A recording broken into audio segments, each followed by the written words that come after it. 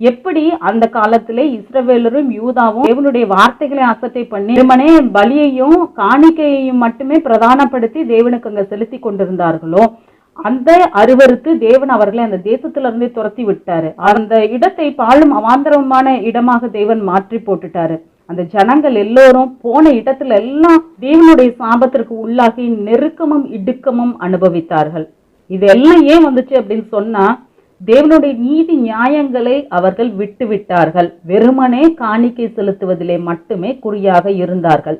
இன்றைக்கும் பலரும் இப்படித்தான் ஜனங்களை நடத்துறாங்க. அநேக பாரம்பரிய சபைகளிலே ரட்சிக்கப்படாத பரிசுத்த ஆவியானவரை பெற்றுக்கொள்ளாதவர்கள் ஏராளமான பேர் உண்டு. ஆனா ஒரு போதகரும் எப்படி ரட்சிக்கப்படும் ஆவியானவரை எப்படி பெற்றுக்கொள்ளலாம் அப்படின்னு சொல்லிட்டு அவர்களுக்கு போதிப்பது இல்லை. ஆனா காணிக்கையை பற்றி சொன்னா மட்டும் இந்த நேரம் பார்த்தாலும் கொடுங்க கொடுங்க கொடுங்க அப்படிங்கிற ஒரே போதனை தான்.